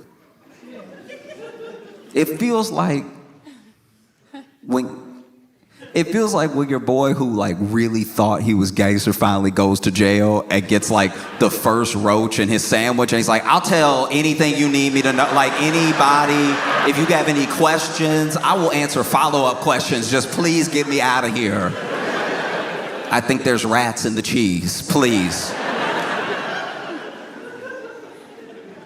And so you had Trump really stressing this week, stressing hard, going back and forth with people. This man's getting more comfortable cursing out loud and on text. Like, he's crazy. Just like decorum's fully out the window. Like, there wasn't much of it to begin with, but now he's just like, ah!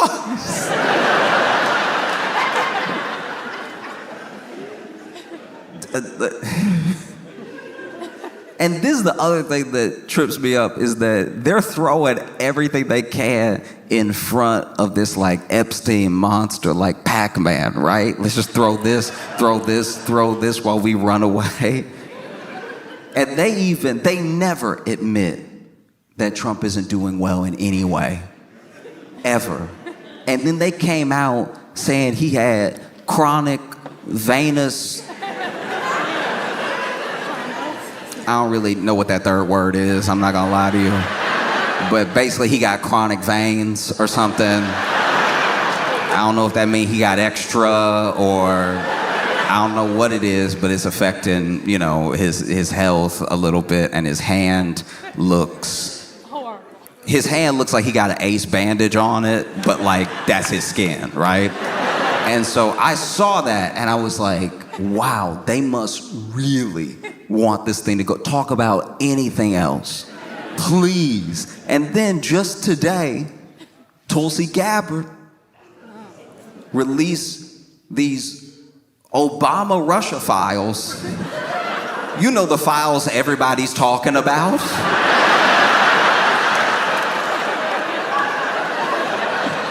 You know, the files that just last week were like, when they gonna release those Obama Russia files? Why can't they get the Obama? What is Obama hiding? All right? We want his Russia files. You know, we've been hungry, thirsty for some Obama Russia files. Ooh, I can't wait to, I can taste them. Let me get those Obama Russia files. That's so bad. That's so bad. It means you have nothing. You truly have nothing to throw in the way of this thing, because Obama Russia file, you won. You won in 2016, you won in 2024. I haven't read the Obama Russia files, admittedly. I haven't read them yet. But I have a spoiler alert for you. Trump came out on top.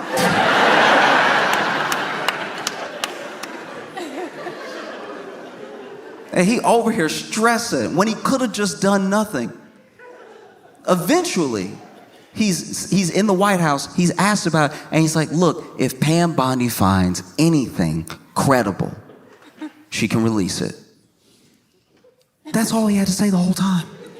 He could have avoided this entire thing if he had just said that, look, if the AG finds something credible, she can release it. And then people really don't have much to say, because it's like, that's what they want. He says you're gonna get it. I don't know if that's true, but like, that's all you have to do. Keep your calm, play it cool. Instead, he was like, why would you,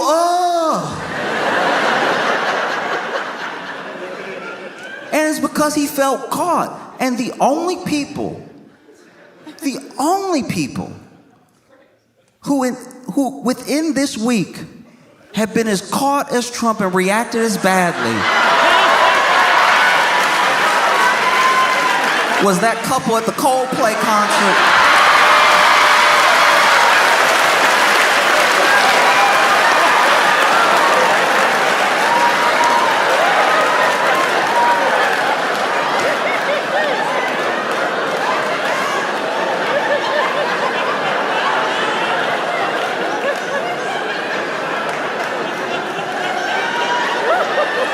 I thought I was shocked when I saw like Trump's Epstein files tweets, right? This thing, the clip is about 14 seconds. I've been watching it for 20 hours.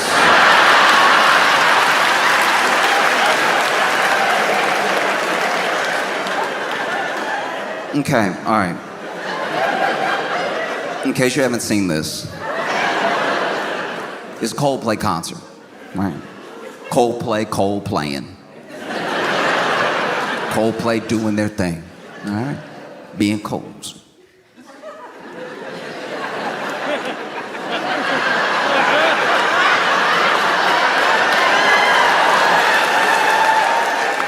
Coldplaying particularly hard that night.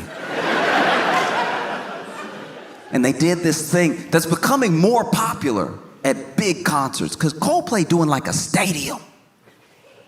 And there's a thing that you can do at a public event, like an entertainment event, whether it's sports, whether it's music, whatever, where you can put out a cam into the audience. And I don't know how to describe it, but when you do that, it does make the entire thing, as big as it is, feel more intimate. Because now you're over here enjoying Coldplay, and you see the other people there enjoying Coldplay, and they're just like you. And they're just as excited to be on the screen as you would be to be on the screen. And they're having such a good time, you know? And so you're like, this is amazing. We're all here together enjoying this thing. I genuinely like those cams because it reminds us that we're all doing the same thing, having a good time, you know? And if we're all doing the same thing, having a good time, maybe we're more alike than we think. If we're more alike than we think, then maybe when we leave the basketball game, when we leave the show, whatever, we have less reason to argue. We have less reason to look at each other as like just completely different entities. It's like, you're just like me. You like Coldplay.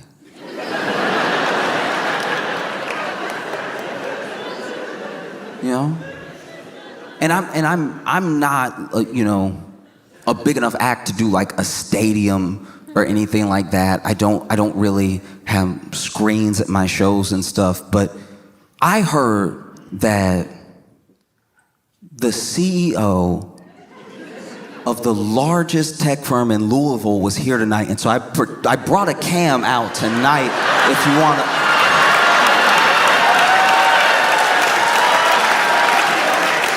No, I'm joking. I'm joking. I can't afford that at all. No, but if you didn't see the clip, is basically Coldplay throwing people up on the cam and having little interactions, or like playing a little something just for them, or just commenting on how sweet people look. And they're going, people, and then they go to this couple. It's not just any couple. They go to a couple holding each other Titanic style.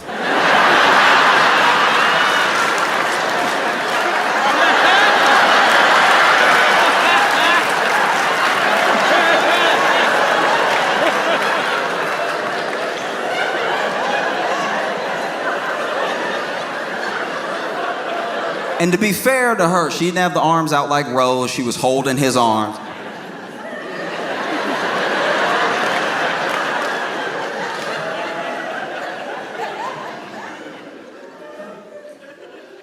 And then Chris Martin is like, look at this couple. And I don't know, okay. This is where I wish I knew more about like technology and the brain and stuff like that. Because the same way that there is latency on the internet, and there's a delay on a call where sometimes you can hear yourself in someone else's side of the phone call, and you can hear how you spoke, but there's a delay. It's like a second later you hear your own voice, what you just said as you're speaking. So it takes a second. And I don't know, because I've never been in a situation where I've been on a big camera like that, the amount of time it takes your brain to register that that's you that you looking at. Because they're over here, Titanic style.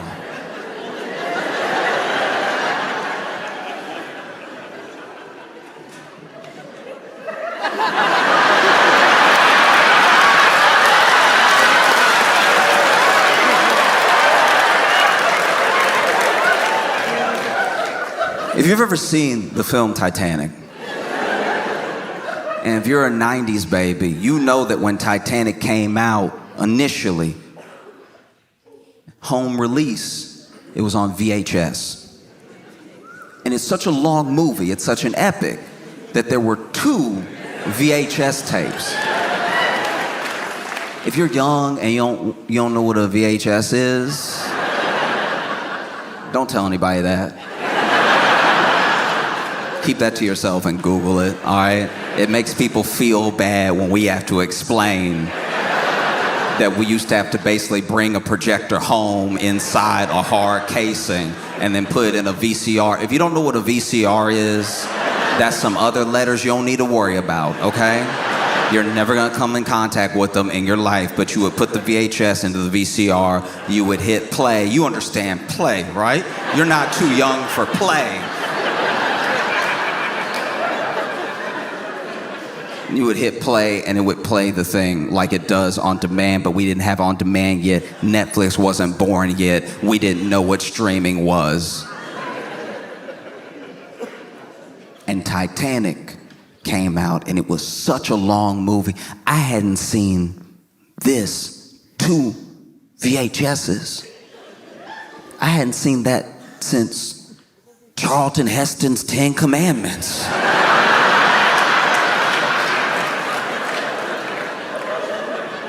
If you're too young to know what Charlton Heston's 10 Commandments are, it is also a film, but that film is almost as old as the people the film is about, all right? That movie is about Moses, who probably had a VCR, really. Like when you think about how long ago Moses was and when we used VCRs. But Titanic came home with you would add 2 VHS tapes. And you watch the first VHS tape of Titanic and it plays till about half the movie. And then it tells you to enter tape 2. Tape 2, which will be far more depressing.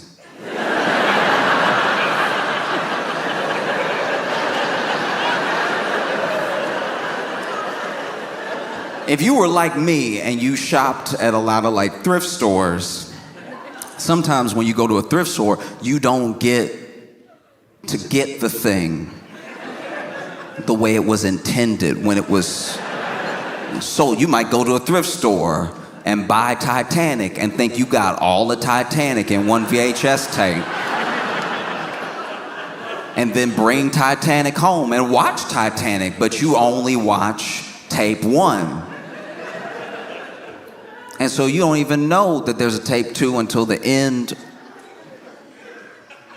of the VHS where it says insert tape 2 and you don't have it. So you're like, all right, I'm just gonna have to settle with what I got, which was a very sweet story about 2 people who met on an epic adventure. I think I'm willing to leave it there. And it's not until years later you find out the horror that is Titanic Part 2. Part 2 where everything going awry.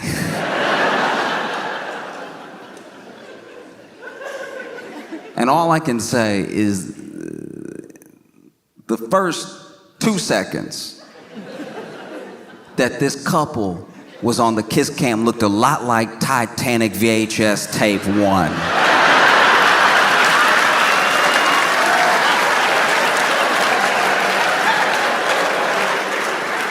And then when they realize that they are the camera, it looks a whole like Titanic VHS tape 2. Honestly, they look like they on the Titanic. When about tape 2 takes place. And so you see them.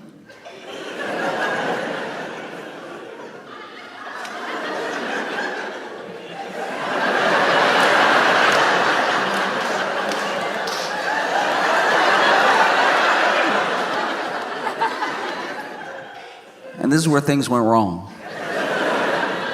Because rather than just playing it cool than just, chilling. The woman immediately covers her face and whips around.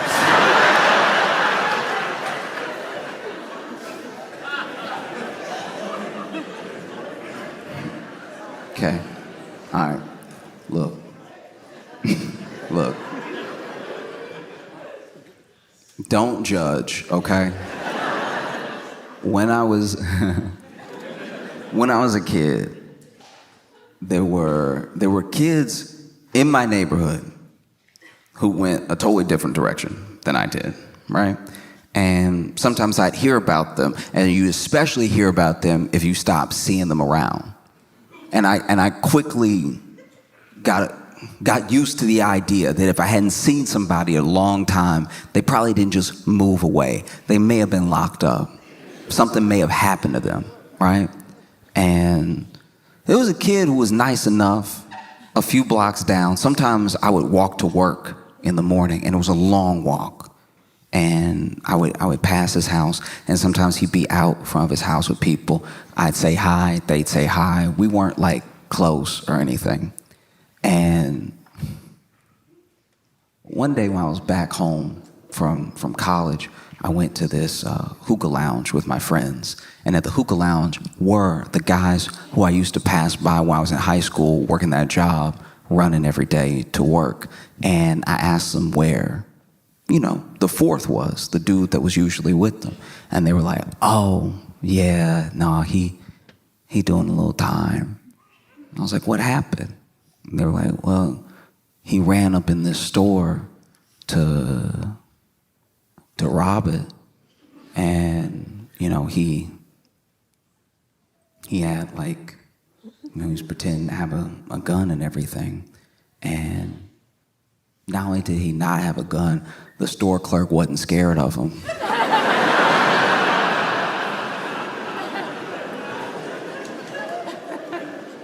And so he's over here doing one of these.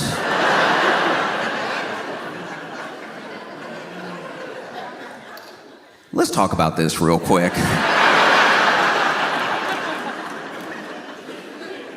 Because I've known people who have had people run up on them and they didn't see the gun, but they were sure they had a gun because of the way they moved with it, right? A little bit of weight to it. Maybe it was tucked.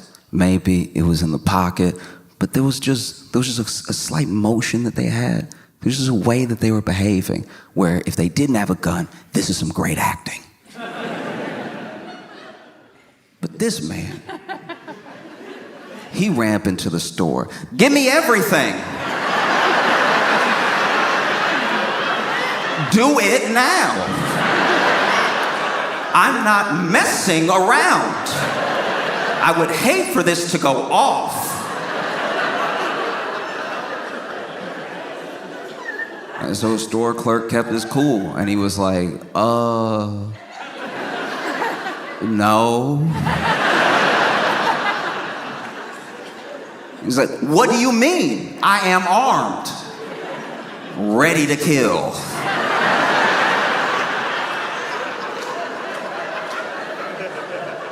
Oh, you don't think I'll do it? I'm crazy.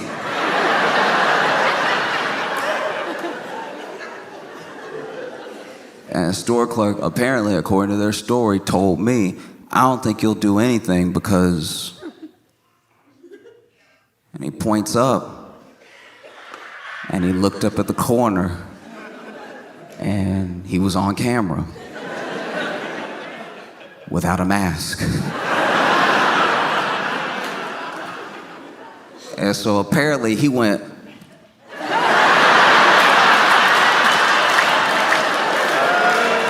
and walked out the store.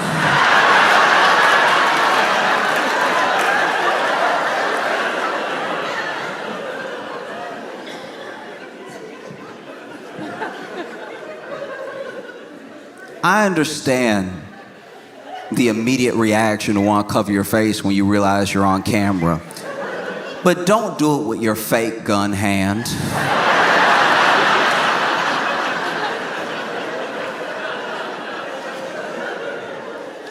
But he got arrested from rolling up in there and even the attempt and everything. And so he did a little time in jail. And I'm just saying, you're on the kiss cam, and immediately something seems awry when you go, oh!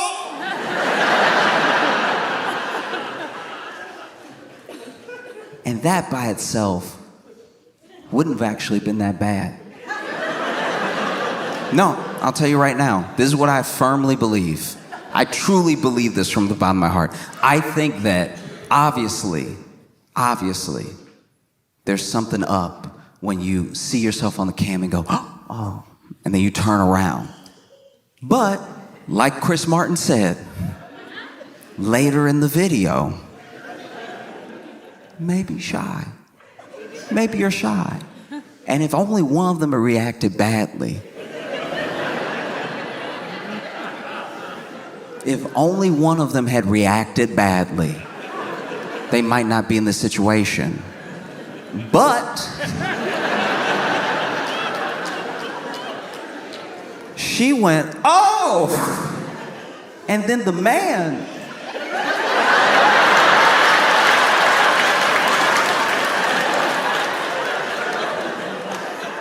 just starts to sink.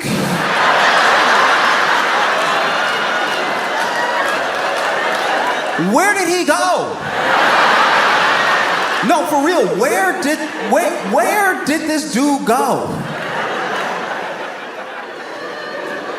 This man didn't just duck under what he thought the camera could cover. This man got caught. She turned around and he went, ooh,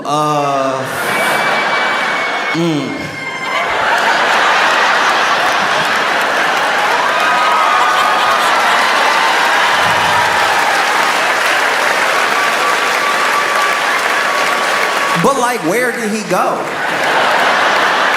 Like, truly, where was he? He never comes back.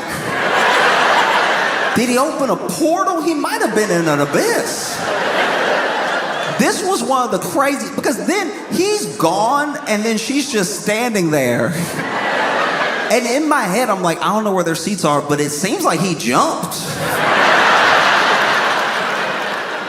I was crying. This man went under everyone, I suppose. Fully disappeared. And then Chris Martin went, either that couple is really shy or they're having an affair.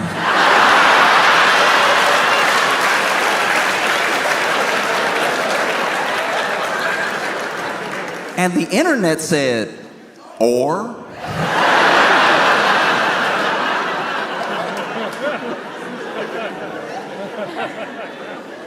No, that's an affair, dog. Tried to be gracious just in case, but no. That was wild, and then we didn't know it yet. But there was another woman off to the side that presumably knows everything that's happening with them. And wow, people find out quick. The internet works quick. Internet was like, I got all night.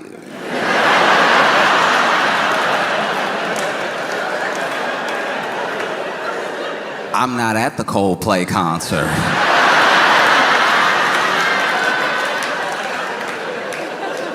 And within hours, people found this dude's name, where he worked.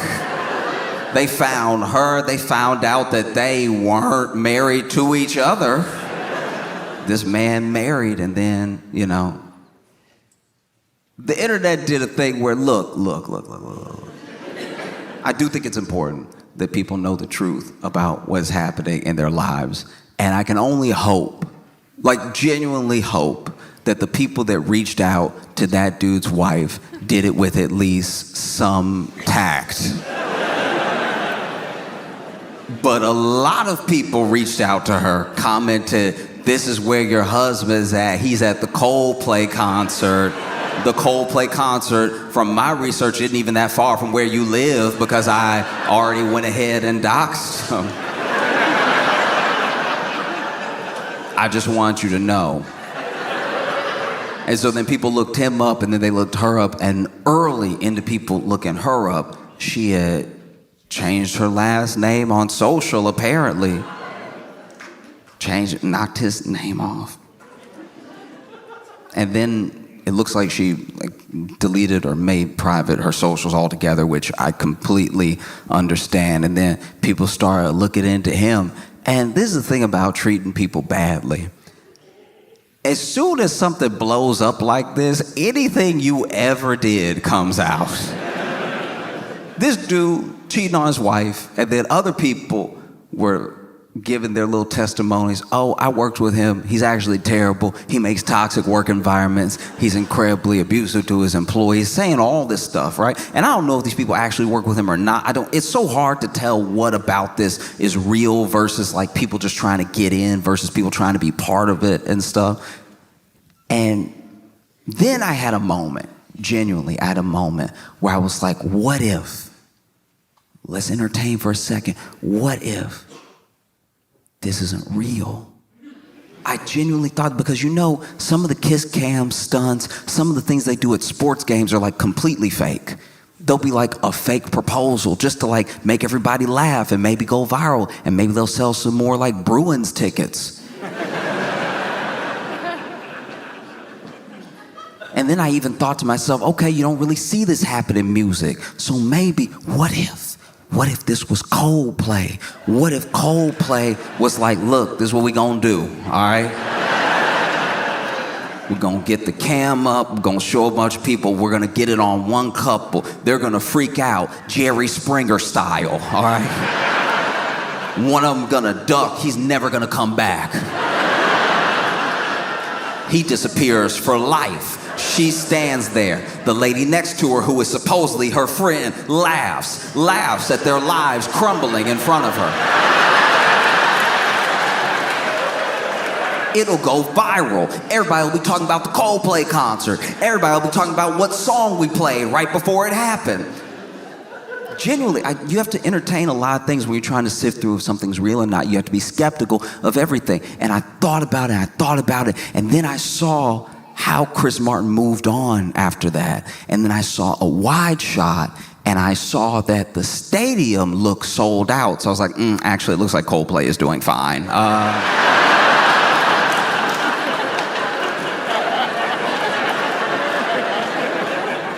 That theory is in the dirt.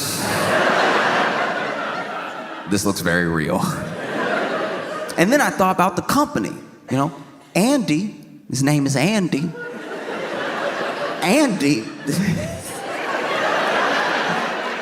Andy works at a company called Astronomer. I had never heard of Astronomer.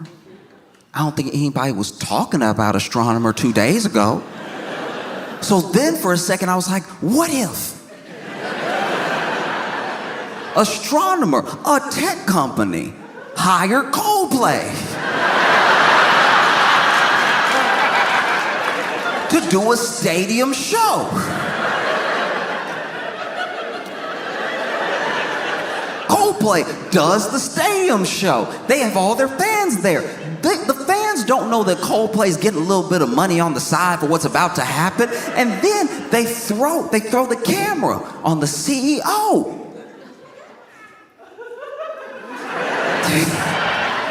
They throw the camera on the CEO and another employee. Right? And then they create this whole scandal. Now, all of a sudden, everybody's talking about Astronomer. What is Astronomer? Oh, it's an AI company. What do they do? Oh, they help manage workflow. These are conversations nobody was having 2 days ago. The assumption when you're in the news, when there's a scandal with your CEO, is that your stock price could drop. I don't know if it's a public company, but if the stock price is dropping, it seems like a good time to buy. Maybe that's when they buy back their own stock.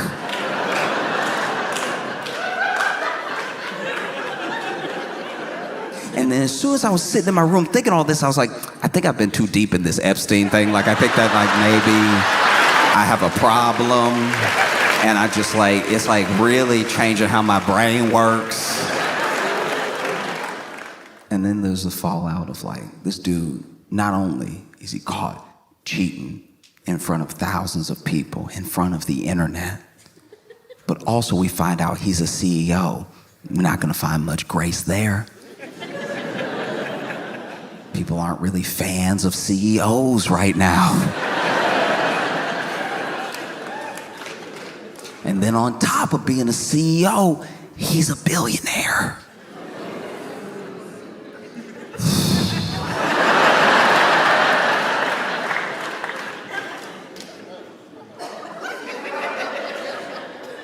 You basically made a Venn diagram of the three people that people hate the most. And it's a circle with your name in it.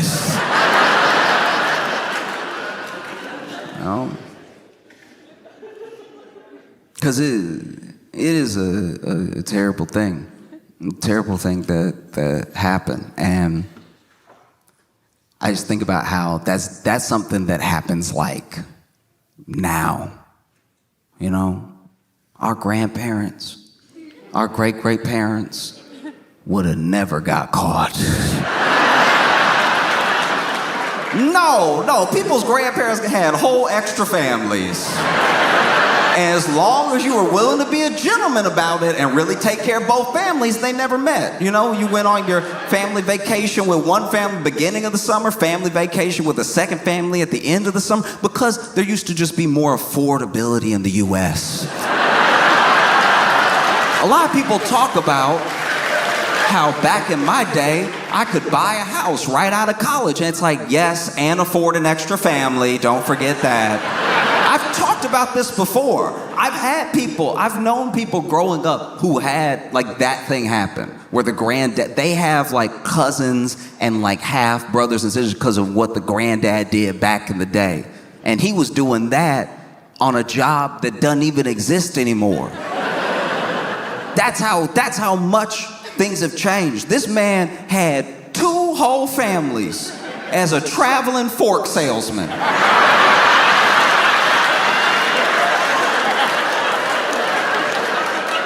This man would just go up to people's doors and be like, look, eventually in your life you will come across some spaghetti. And when that happens, you'll want to be, he's selling it like life insurance, you're going to want to be ready when that spaghetti is in front of you, all right? You don't want to be sitting here like a fool with a knife and a spoon. You want to be ready with that spaghetti, all right? And how you get ready? My forks. I got the best forks. My forks can do anything. I got fine dining forks. I got regular forks. I got the nickel forks. You know those forks made of nickel they'll never rust because they're always kind of rusty. If you need forks, I can get it right, all right? Got all types of forks. I got the 4-prong, I got the 3-prong, I got he bad accountant. And then people let him in. He's like, looking at this, was it two bedroom? 2-bedroom house? How many kids you got? Oh, you got 3 kids in a 2-bedroom house? You're gonna need at least 16 forks. Made his living selling forks. One day, somebody opened the door for this man and he's immediately smitten. Oh, hello. She's like, yes, how can I help you? He's like, oh, I was trying to, I had this briefcase where I was trying to like fork you, like I just want to, I'm trying to give you fork. I mean, I'm trying to sell you forks. I sell forks. My name is John. And then she lets him in. And they get to talking about forks. And then about other things. And he doesn't tell her he's got a wife at home. And they start an affair. An affair where maybe she knows about the wife, maybe she doesn't. But then things grow. They feel like they're in love. They're like, let's get married. He marries her. Now he's got 2 fork families to support. Now he's got to sell forks harder than ever. He's got to go to as many doors as possible because the kids need braces. All of them.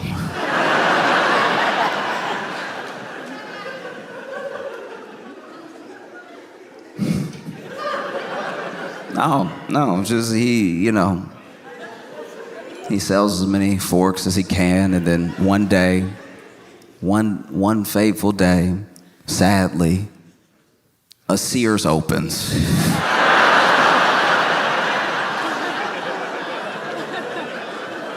He's out of business immediately. If you're young and you don't know what Sears is,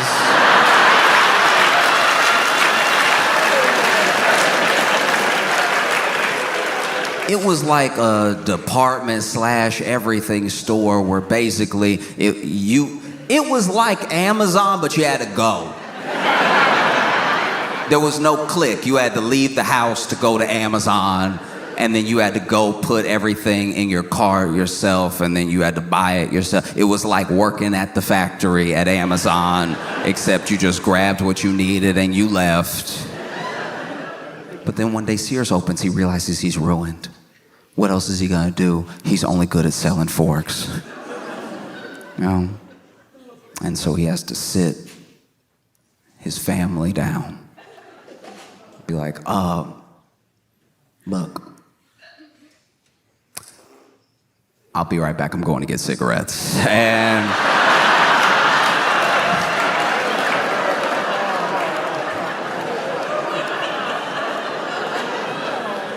And then he goes to his other home, his other family, and he's like, sit down, y'all.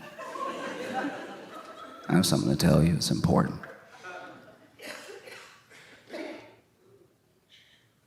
I have to go get cigarettes. And then he would go off and he'd have his own life, and he would die with a lot of life insurance, and then the 2 families wouldn't meet each other until it was time to collect. And that was the gentlemanly way to cheat in the 30s. All right?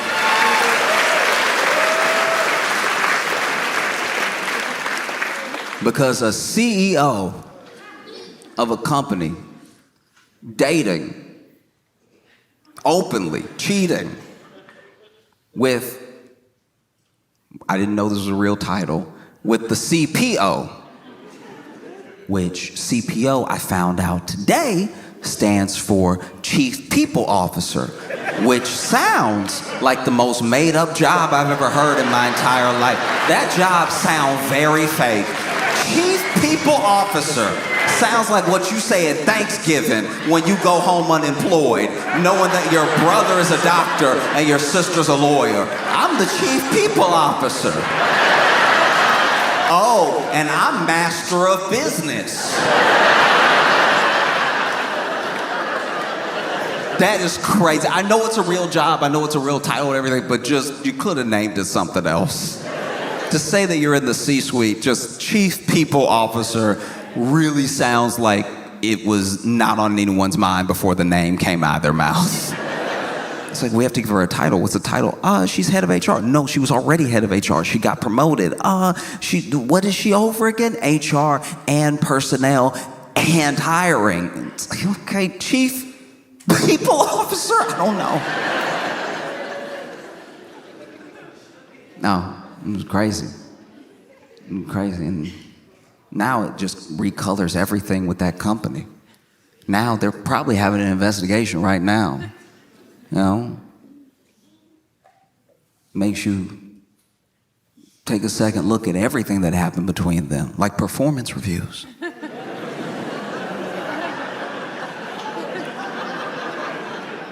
Apparently, in one of the performance reviews, the CEO said that the CPO, this is what I read, this might not be right, because everybody talking.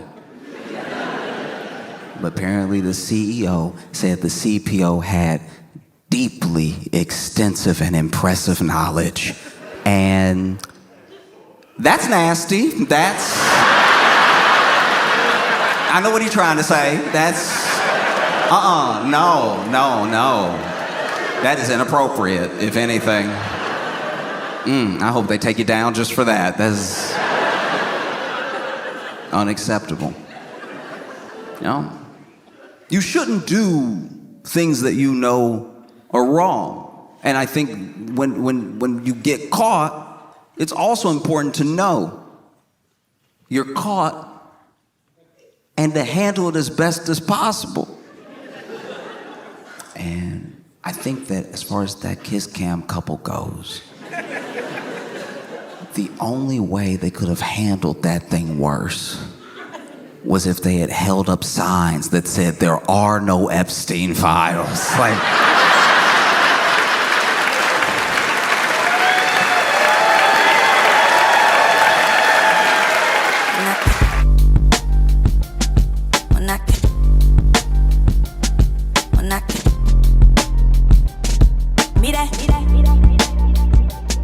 When I